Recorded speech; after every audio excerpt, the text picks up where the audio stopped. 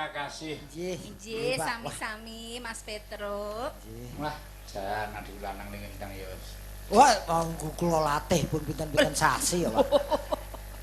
Kok sing ngaku wae. Lah kula nu anggere enten wong pinter ngoten kula anggap murid kula kok, Pak. Jadi lulus saka isi. Nggih, punesen niku, Pak. Arep golek S2 Pilek.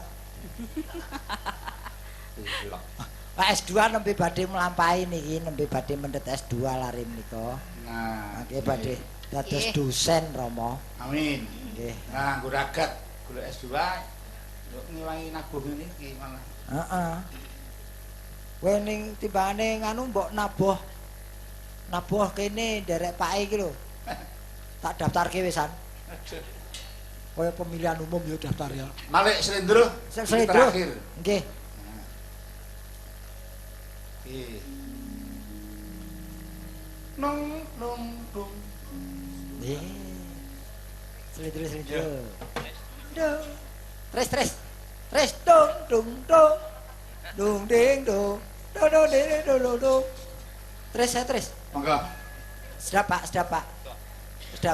Anu. Oh, nggih pengindange spesial anu Jawa Timuran. Nggih, niki. Wis siap. Lho. Awas sekali. Siap bareng malah melayu deh. Nah. Sik, tangane dipasang.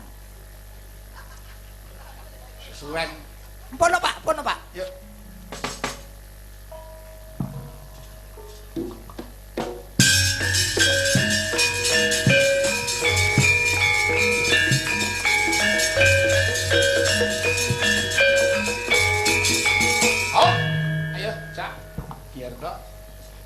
Waya magrib ndang sembahyang menyang kali nyangking timbo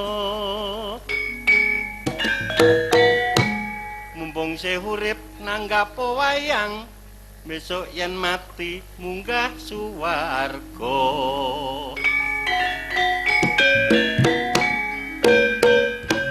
ngono Allahumma amin.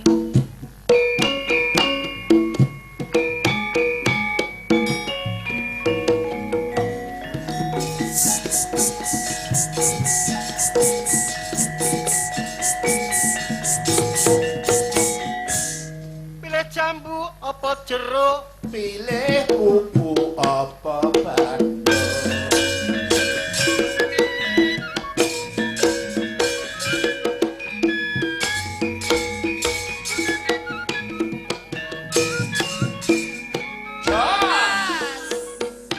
Siap-siap Kak Rusyanti, pasti Mbak Fahmi, Kak Bersini, Iman-iman, aku sing enak dipaham.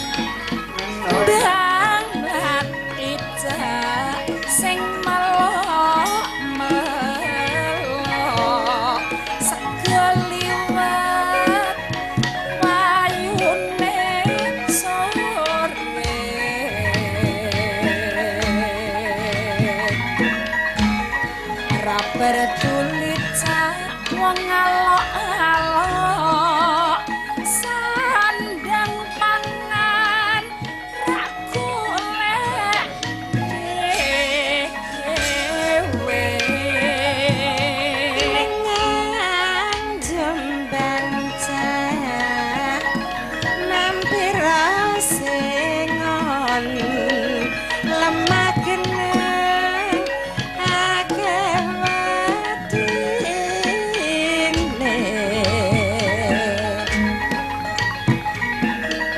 yen rasambang kirim ingon yen ora seneng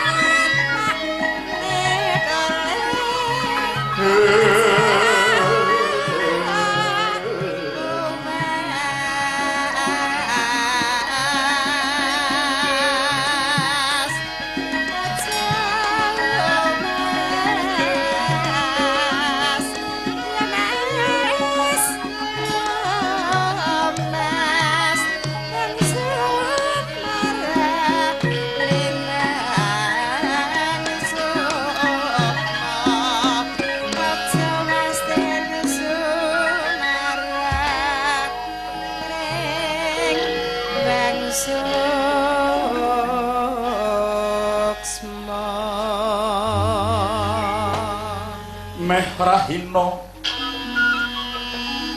sembang-sembang haruna kadinetrane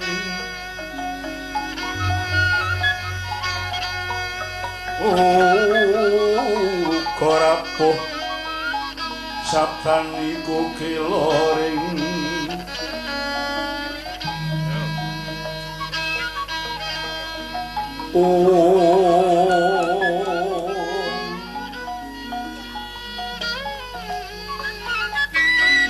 ringkani kara sakata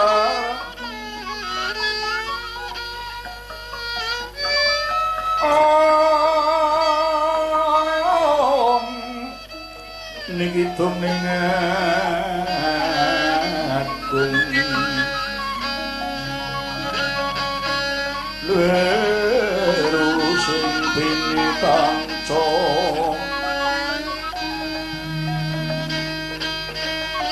apa to keng ayam wana marak hanguh ring padagan perkara ngradosa kusuma ring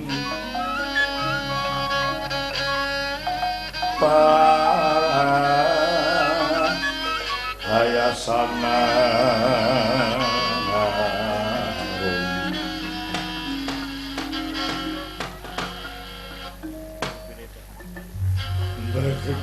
kekuk hembel-hembel sak dulita lae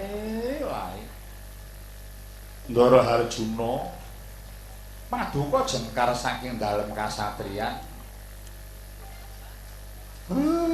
tindak pundi Gus Kakang Semar Widyen mula kang jeneng Pandhawa kuwi cacah 5 urang saka 5 dudu Pandhawa luwih saka 5 uga dudu Pandhawa inggih leres ing mangka ingkang disimulupi kawula ngamarta mung kari Harjuna dhewe Kakang Prabu Puntadewa Kakang Mas Werkodara adipun Nakusdewa padha murca saking praja ngamarta mangka tanpa pariwara aku ijen tanpa rawang Kakang Semar ora jenak mapan ing kasatyan Madukara kang mangkono Kakang aku bakal ngupaya ana ngendi palenggahaning Kakang Prabu Punta ingkang wektu iki jengkar saking praja ngamarta Kakang nggih Ndara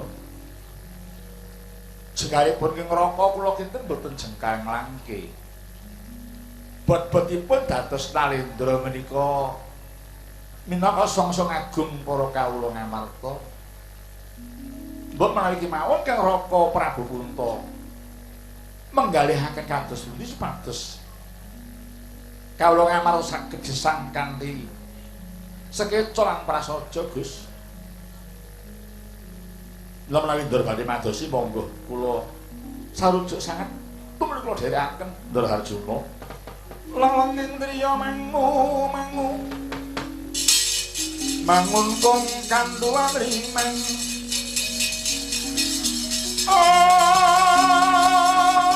leran mapan pokanen yang bangpuluso monggo sangyah upomo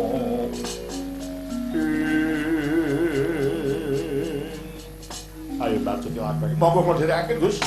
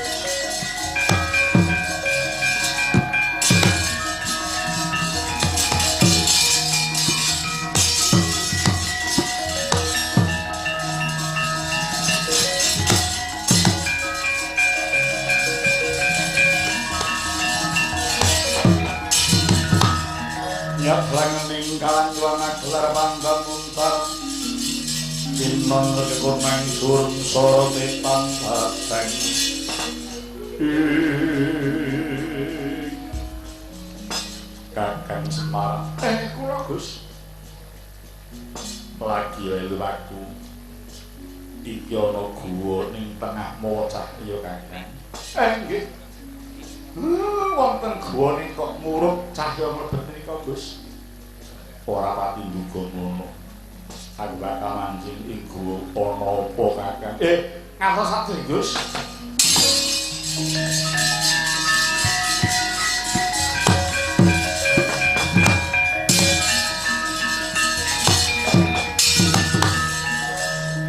Pamati mancing jroning guwa. Emang kaget wonten cupu binuka jebul adah busana. Sigra kagem radyan Janaka Kang Busana. Miyos saking guwa kaget sangya para-para kawan.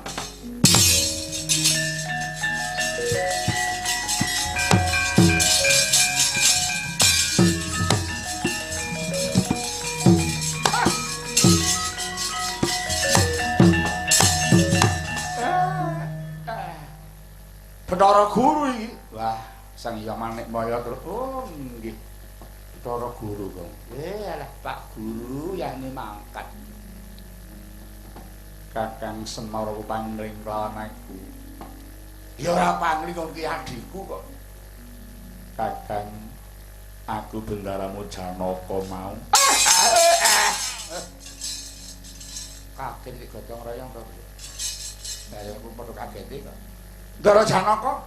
Iya Kakang, nalika kemancing guwa ana cupu wadah busana. Bareng gendhoga ndak buka jebul isi busana, ndak agem iki ageming pulun Bathara Guru Kakang.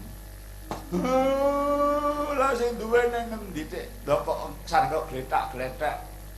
Wah, engko kayak di maling wong malingi turu terus lali nang nggawa sing dijupuk malah kene kono. Lah iya to kok. Ageman mong ageman luhur ndoko sanggon-nggon ya Bang. Nek digadekke sik. Kaya bojomu. Tak gari gadekke. Dene kurang mangan. Kakang ora pati juga mono. Ayo Kakang enggal mbacutake lagu ana ngendi sing kagungan busana iki. Nggih. Sinambi ngupadi keng Raka Puntadewa sakatan, Gus.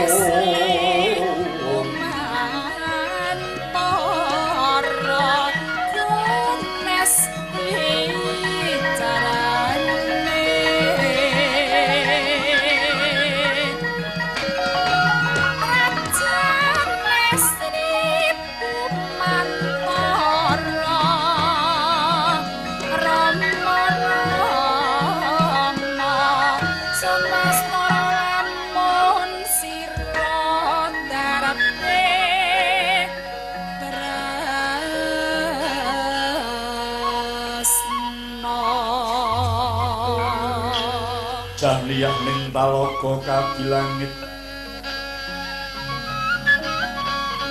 mambang tangtas mulang upamaneka lintang tuliwa kusumaya sumawur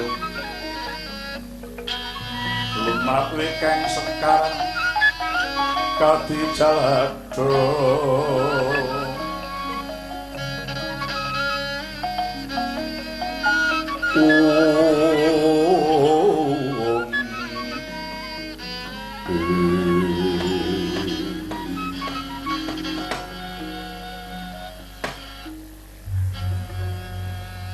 Uluk tresna nuwun kula pulun sang wanamiji dhateng pun tresna wis sawetara suanggon kita malak ing rasa ulun ewa dening kita durung matur monggo apa to kang dadi wigatine yen wis ana kang bakal kita aturake ulun bakal midhangetake nggih Narayana ibu kula ngestakaken dawuh Pungulun sowan kawula kanjeng ngaten sungkem pundhut Pungulun kawula namung kepengin nyengadang tumurung wahyu kanteman nggih Wahyu Tirta Manikmaya Mahadi ingkang wigatos badhe kangge srana ujing negari Ndorowati Pungulun ya kula tresna ora kliru menawa kita nyuwun Wahyu Tirta Manikmaya Mahadi marang panjenengan ulun awit ya mung ulun kang pinatah dening Gusti kang nyipta jagat supaya nglumantarake turuning kanugrahan mau ya nggih ya mung sadurunge ulun mituruti kang dadi penyuwun kita luwih dhisik ulun mundhut pirsa marang jeneng kita Narayana apa wis trep menawa kita nyadong turuning wahyu mau nggih luwih-luwih kanggo negara kita dhewe ketingali Pripun kados wonten dawuh ingkang sinambi Pukulun? Kepala nyata Narayana. Ulun ngilingake marang jeneng kita. Kita iku titising Bathara Wisnu. Dewa kang onang handum kabahagiaan ing Arcapada. Lan maneh Wisnu iku dayani ngungkuli marang Wahyu Tirta Manikmaya Mahadi. Dadi upama Ndwarawati iku tanpa ana wahyu, dayaning Wisnu mau wis bisa hakarya tentreming negara kang dilenggahi.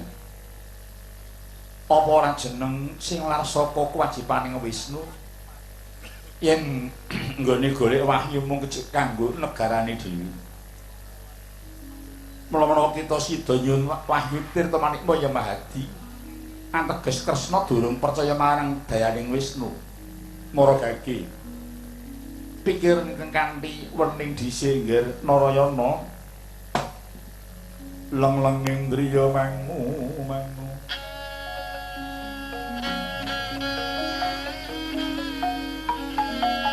Mangun gong kanduhan rimang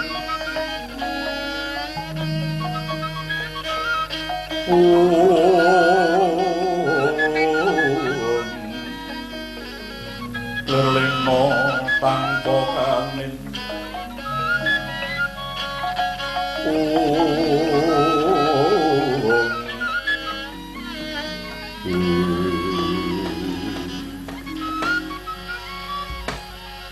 Duh Pukulun selepak kula nyuwun pangapunten. Sarang kula manah jebul pinanggihipun kirang trep atur kula Pukulun. Saha ngantos supe bilih kula ingin dados minangka palengganing Pulun Bathara Wisnu. Mamantu-mantu kula nyuwun pangapunten Pukulun. Iya kula agung pangarsma ulun marang Jayita Kresna. Ya kaya mengkono iku kula kang jeneng titah. Isih sandangan apes murka lan lali kuwi titah. Nuninggi. Nadyani mengkono dudu kita ingkang maji wahyu mau nanging kula Kresna ulun wenangake nglumantarake wahyu marang Madyapada nggih. Keparenga kula nyuwun dawuh menggah titah sinten ing wajib nampi wahyu kula Pukulun. Manut sabaning pangeran kang diwenangake nama wahyu mau muga jaba titah kang tansah gedhekake rasa kesabarane. Titah kang temen-temen mikir marang tentreming praja lan jagat saisine. Titah kang demen tetulung marang sakabane lan titah kang nganggo mikirake marang panguripaning bebrayan agung. Wahyu Tirta Manikmaya Mahadi sirik tinampa dening titah kang ngamung mikolehake marang diri pribadine. Lan maneh titah kang ngamung seneng marang bebujuk manis kang anjep marang kebutuhan pribadi lan titah kang ora adil. Kanthi dasar kuwi mau kabeh kita kang wis dadi kandhanganing Bathara Wisnu mesti nyumurupi munggo titah sapa ing pinasti nama wahyu manggil Kresna. Lho nggih Pukulun. Sampun tampi sabda sampun karep 40. Saha kula ngaturaken geng menawa dene kapitados kula mataraken dumateng puring karo kula mau. Syukur bagi sewu dene kita wis tanggap marang apa kang dadi dawuh ulun Kresna. Kang mangkono mardhyake maju tumuli iki tampan tumuli Wahyu Tirta Manikmaya Mahadi Narayana.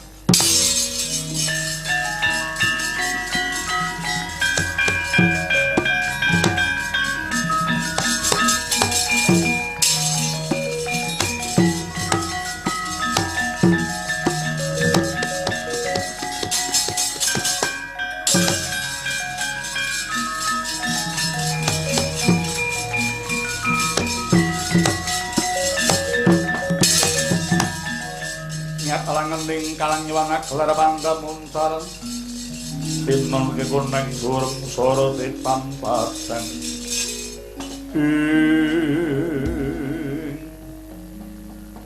ora maos bingah manah kula sawenapi wahyu Pukulun Narayana iya nung ulun pundhut aja kliru nggone kok bakal milih titah kang Wahyu inggih gandeng sampun rata sedayanipun kula pamit wangsul Ngadyapata Wulun Narayana Ulun Mangga Pujaraja Jaya Wijaya Jayanti Nggih Kresna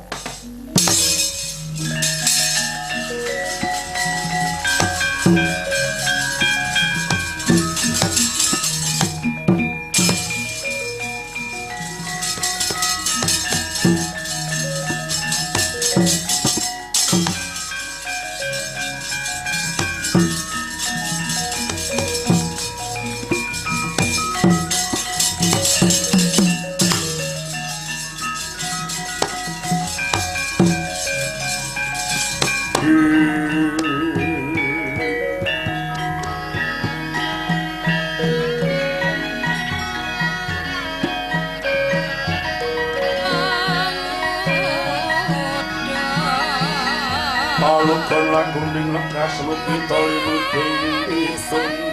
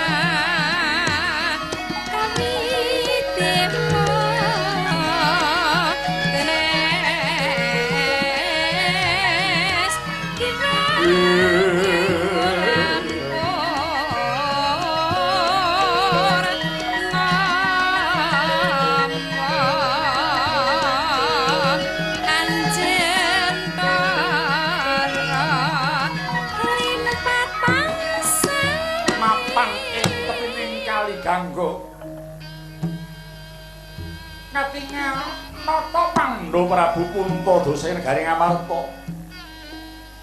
ketika humiring Radyan Werkudara tangkantun Radyan Nakula Sandewa nalika mangke sang Punta tembe tapak sumedi mapan ing kepiting kali Gangga wigatos gayu negaraning Gusti murid kepiting negari Ngamarta mangkono isine sabda sang Puntadewa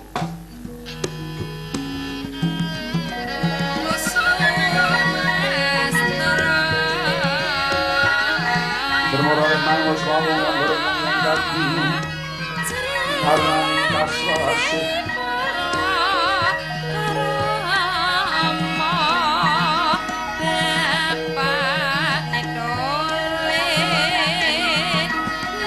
Angin marga memalani sang kotoran sat mokso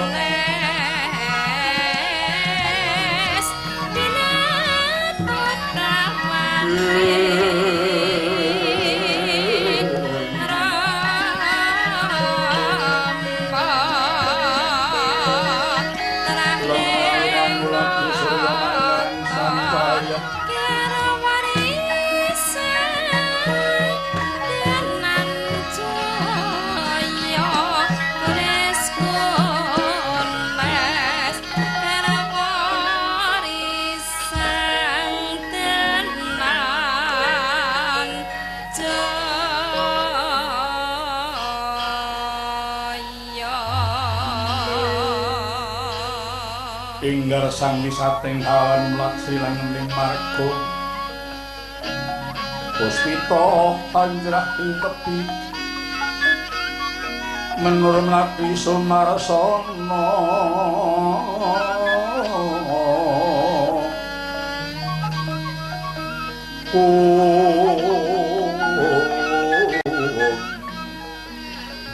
Isto susu kunjurus sang maris saji kondo sumrit mananduk krana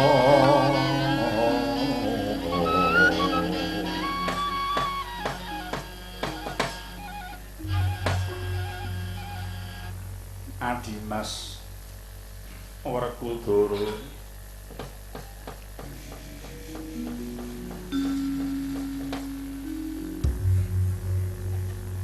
ana dawuhmu apa Darem Waji kakangku bungah tiasing pun kakang dene siadan Yayi kembar tansami apa kang dadi kesaning pun kakang Yayi mbar kakangku olehku melu iki ora mung merga gawa mbar kakang kuwi dulurku tuwa ning luwih saka kuwi aku banget sarujuk marang apa kang dadi dami-damaning barep kakangku oleh temen-temen migatekake barang panguripaning kabeh warga sak praja Ngamarta iya mung aku kepengin pitakon marang barep kakangku takon apa di perkara lebar kakangku maneges kuwi bakal maneges marang sapa iya Urahnono di mulanipun kakang Jengkasa Praja Ngamarta dumunung aning tepining kali ganggo iki ujubing atiku kepengin nyuwun pitedah marang Gusti kang nyipta jagat mungguh metu marga kang endi bisane enggal maujud negara Ngamarta kang tentrem tumata lan santosa apa barta kang isih kurang trima ing atase wektu iki Ngamarta mundhake wis ora lumrah yen katanding lawan taun-taun ngapungkur Dimas Bratasena pun kang ora maidun mungguh ndake ing kahanan lair nanging ora mung iku kang tak karepake Yayi apa paedahe ndake ing kahanan lair mau yen to ora ditimbangi marang kelantipaning daya pikir ing mangka sira wis nyumur bidhewe menawa negara Ngamarta iku bumi kencana Yayi akeh hasil alam kang kinandhut ana jroning bumi Ngamarta nanging banjur apa paedahe bumi kang kebak kandhutan mutiara mau yen to ora ditimbangi marang sumber dayaning menungsa Werkudara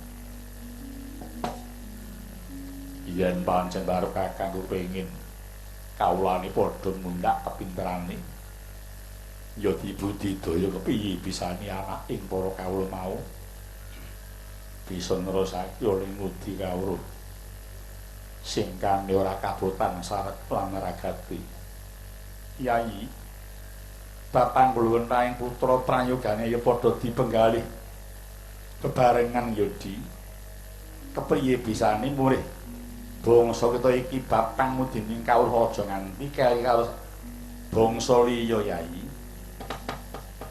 seranane wong yen luhur betah lopo kurang guling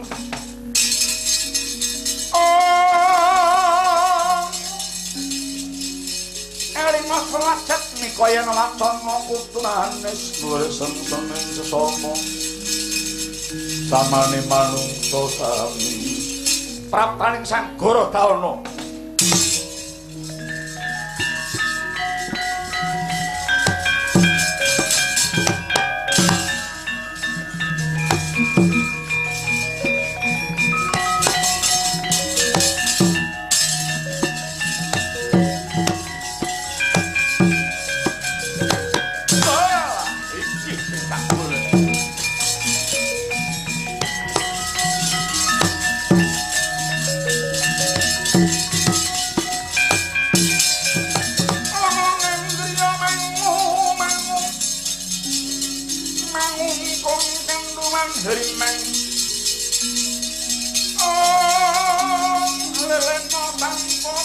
yen pangtusa monggo sandyang utama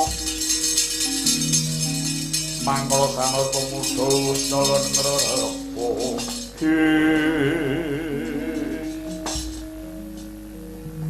Prabu Puntadewa aja kaget aku ingkang merpeki marang papanmu kene teko iki ana Pandhita Yaksa kang wis pirsa marang jeneng ingsun nuwun sewu kisah nak jeneng andika menika pendhita saking pundi so sinten pat handika sang penemban aku Pandhita Kliyang Kabur Anginan peparapku Begawan Gorodana Sumurupa Puntadewa apa dene Werkudara lan sira kembar prataku ing kene kautus karo dewa kene nyendhamayang marang sira sakadang dene luputmu kang karo dewa sepisan wani nganggo jeneng dewa mongko ora ana panah saka dewa kaping pindho kowe wani nganggo gelung kekeling mongko iku dadi wadining Jawata wali keluputan kang semandang Pandhawa 5 krana bocah 5 lanang kabeh mongko durung adus sendang pengruwatan kuwi mujudake wong kang nandhang Sukerta mau tinimbang uripmu mung gawe ruha ing jagat iki prayoga kowe tak sendhamayang tak cemplung ing neraka jahanam karepe dadi pingsi Werkudara Puntadewa bumi gonjang ganjing langit kelap-kelapan lur gincanging sang maweh jadrung Werkudara barep kakang ngopo siap dikurmu dewi kepiye kang dadi karampunganing ngrembug Werkudara den dirasake sikil kuwi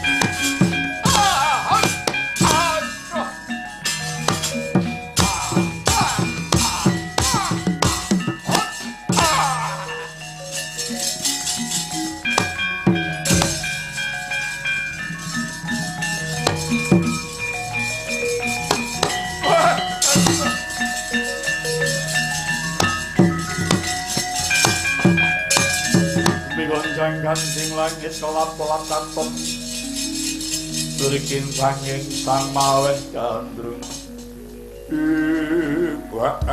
Werkudara kaya mala kewan parat ya aku durung kalah kaping gaib tak karo dadi reca Werkudara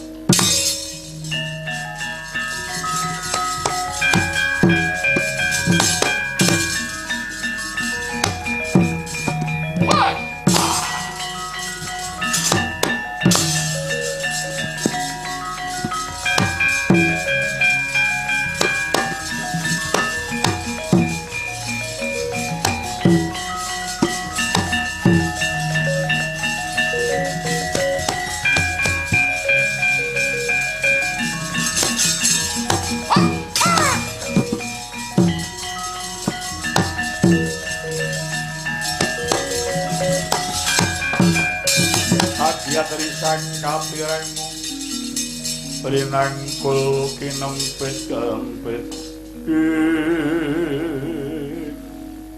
Wisangeni ya aku Werkudara teko kene aku goleki Prita Buta sing tanding lan Werkudara mau aku durung kalah mundur mengko dhisik iki pusaka ampuh jenenge Kalpika Gaib ketamane iki wis dadi reca aku ora wegah aja aku ngapok yang Prita Buta kae wah bangsa bodho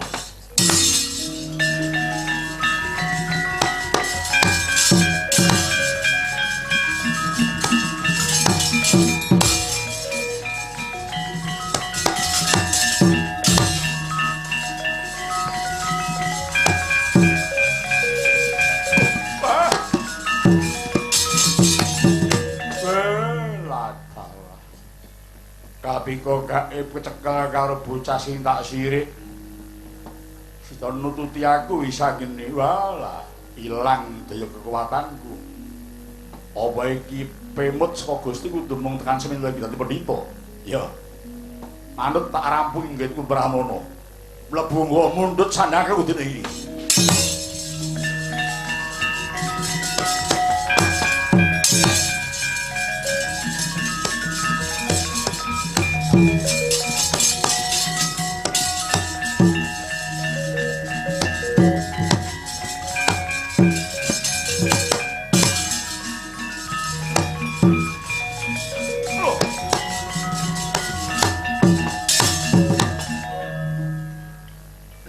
Kotong cupune.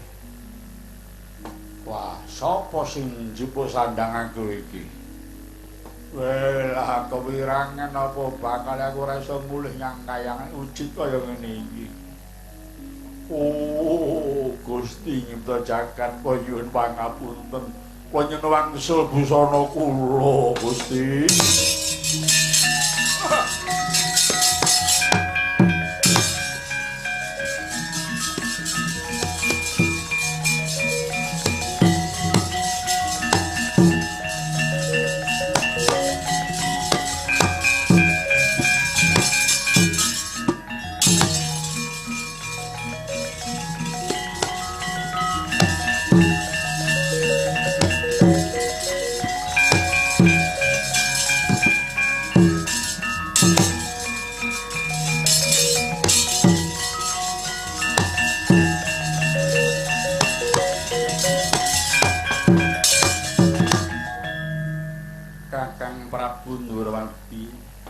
Yayaji paling manggi paduka Yayaji.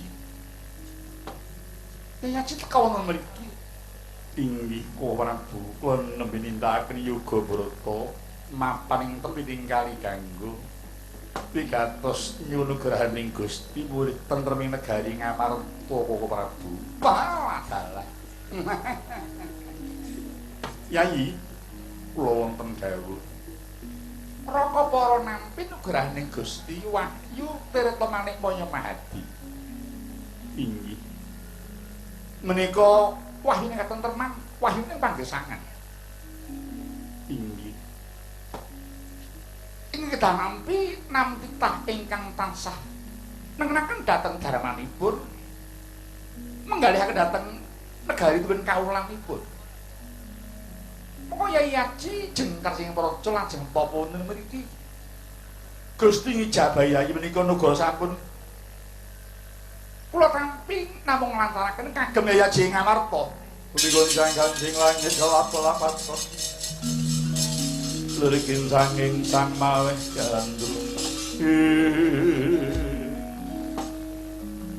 Duh Koko Prabu bingah ingkang tanpa upami. Dinanggih kula tapa sangat kang nuwuhaken nugrahaning Gusti sampun kasta Prabu Ndurmati. Inggih menika monggo Yayi, mugi jagat terseni.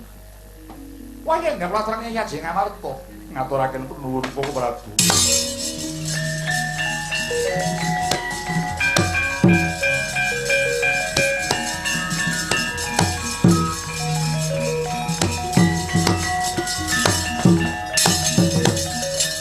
Menake Pancadya mrasta marang kang dadi napsune sigra purnang wahyu Tirta Manik Maya Mahadi medal anggaring Kresna manjing dhateng Sang Puntada Cemara pindha lintang panjenengan.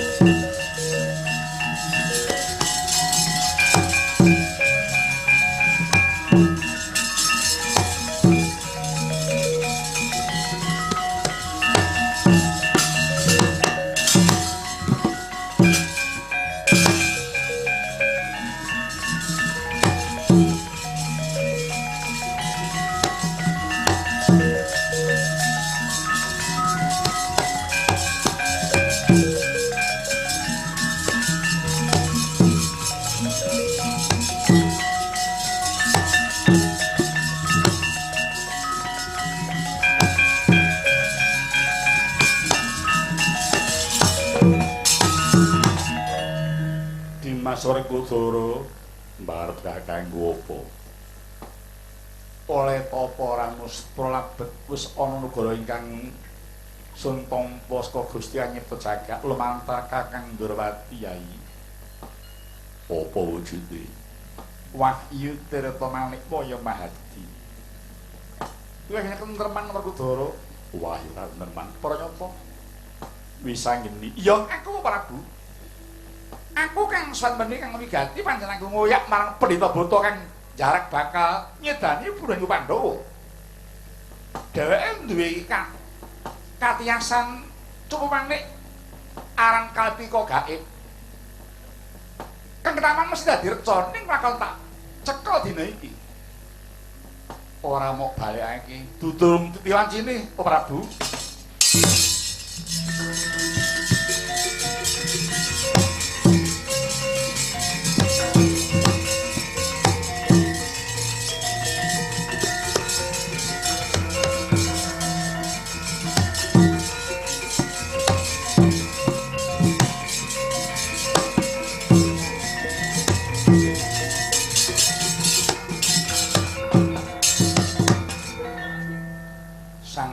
Rawuh malih menawa badhe mejahipun Puntadewa. Ya parep mateni aku. Oh. Mengko disinggar Puntadewa Pandhita Werkudara lan maneh sira Kresna. Padha sumurupa sejatine aku iki mung pendhita akon-akon. Dudu sak lamaking pendhita kang satuhu. Oh, pendhita pangliyan to. Iya, nggih. Aku iki Bathara Guru. Ah, ora guguk. Bathara Guru kaya barongan kaya ngono. Wis tak kandhake bawa ngarep. Aku lagi mimba warna nanging aku kedrawasan Puntadewa. Wis aku wis kelangan pusaka Kalpika Gaib. Kuwi peweling saka Kang Nyipta Jagat. Aku kudu mung semene nggonku Brahmana.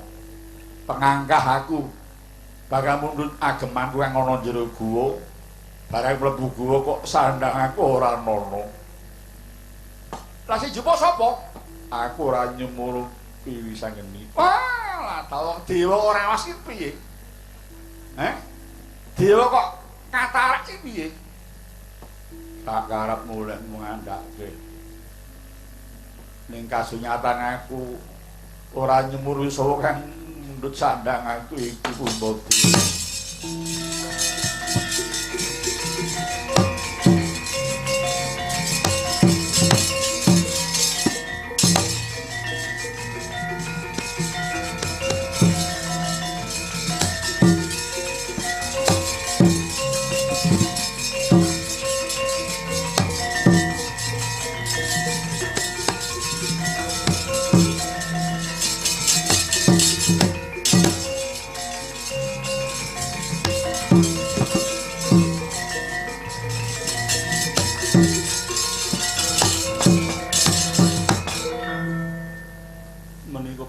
Bathara Guru.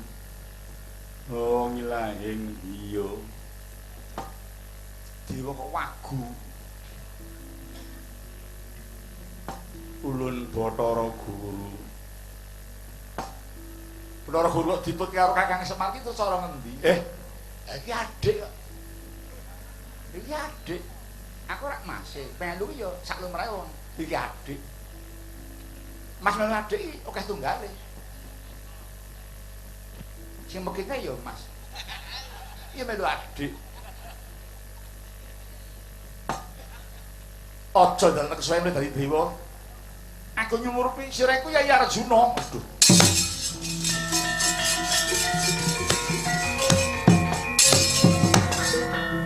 Piye to dikok dadak reka-reka mimba Sang Hyang Manikmaya. Niki wau Ndara Jaraka mlebet guwa wonten gendaka wadah sandangan terus diagem jebul niki sandangane Bathara Guru. Lah sing disandangan teng pundi kula mboten ngertos. Aku Kakang. Aku adimu Manikmaya Kakang. Aku njaluk tulung balekno busanaku iki Kakang Semar marang tanganku. Mriki Gus. Mamula. Kowe dadi dewa iki aja yak-yakan nyang ndi. Kurang penak apa nang dhuwur, he? Kurang mukti apa dadi dewa? Kabeh wis cemawis. Fasilitas wis warna-warna komplit. Kok cek nyang donya bar iki ngopo? Duwe perlu apa? Gusti Kakang aja duka.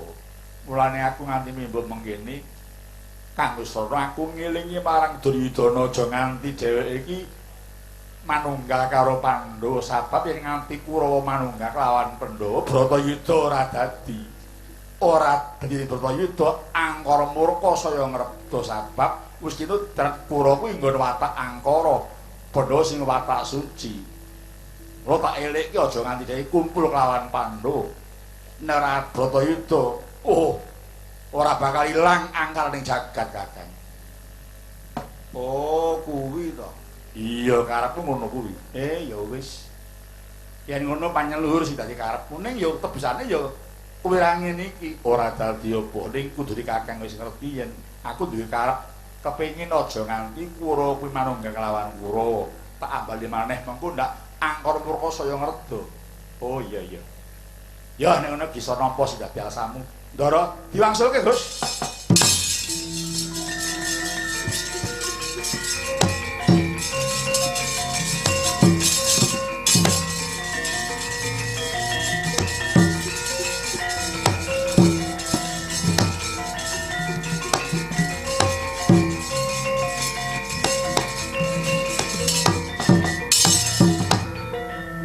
Arjuna banget panari mulun kita wis ngaturake bali busana iku inggih dawa sami-sami ulun Puntadewa nuwun dawuh ulun nekseni marang anggon kita napa nugrahaning Gusti lumantar resma wahyu tirta manikmaya mahati tirta kuwi banyu manik mustika maya kuwi cahya mahadi kuwi kang maha linangkung iku gerbane tembung watak kang suci. Sapa kang dari watak suci kuwi bisa merbawani jagat tentrem saisine. Kang mengko ya mung sira Puntada kang dari watak suci sabab getihmu putih. Muga-muga watak sucimu bisa tumluar marang para warga liyane ya nggih Puntadewa. Ngaturaken penuwun. Latus gamanmu iki piye? Yen kena tak pundhut bali den yen ora entuk ya wis nggonen aku ora apa-apa. Kanggo? Iya, ning aja dienggo dolanan. Kuwi kanapika gaib yen ditamakke menungsa bisa dadi reca. Ora sing namake wong angkara nek sing namake wis ngene malah dadi mulya uripe. Ah, bener iki. Nek sing namake watake murka ya dadi reca nek nek sing namake kuwi wonge suci resik ya malah ditombo. Jute akeh kae. Akeh ya ngeri sing nggo wong suci murup semunar. Nek sing nggo wong reget seneng royal burem akeh. Gandeng wis paripurus kabeh nggih. Ulun pamit kondur makayuwangan. Ulun mung tansah santi jaya wijaya janti para Pandhawa.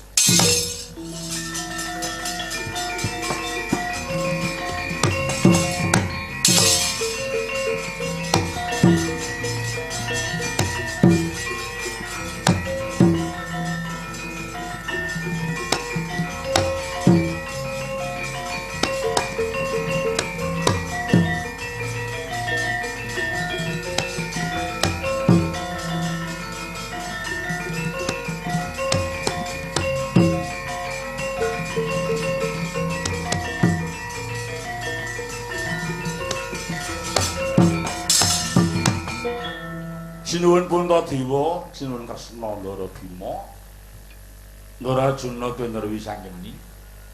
Kados sampun pitipur nenggati mandhaping kanugrahan wahyu tirta manikmaya mahadi. Inggih wahyuning katentreman. Mugi-mugi wahyu kula saged ndayani dhumateng ngamarta lumeber dhateng ing Kadipaten Nganjuk tasamanggi tentrem ing slaminipun. Para warga ing Nganjuk tansah mulya sugengipun kasembatan sedyanipun. tansah manunggil arebatosipun nengenaken dhateng kemanunggalan utawi persatuan tuwin kesatuan. Monggo sami cancut taliwondo sesarengan kalian TNI Hambangun Negari wibawaken praja ing benjang saged damel mulya ning para turun-turunipun Kakang Semar Hiyo. Dene kula sak kanca ing ngayahi kewajiban ngrumaosi katalepat kekiranganipun inggih menika kunjuk dhateng Bapak Bupati Nganjuk sak jajaranipun separambah para pamirsa ingkang wonten ing ngajeng berapi saha para pamirsa lumantar televisi pun Semar sak kanca nyuwun gunging samudra pangaksami. Sak bareng riyitan Nganjuk tansah manggih hayu hayu rahayu niskala anjayeng daun salaminya akhirul kalam wassalamualaikum warahmatullahi wabarakatuh.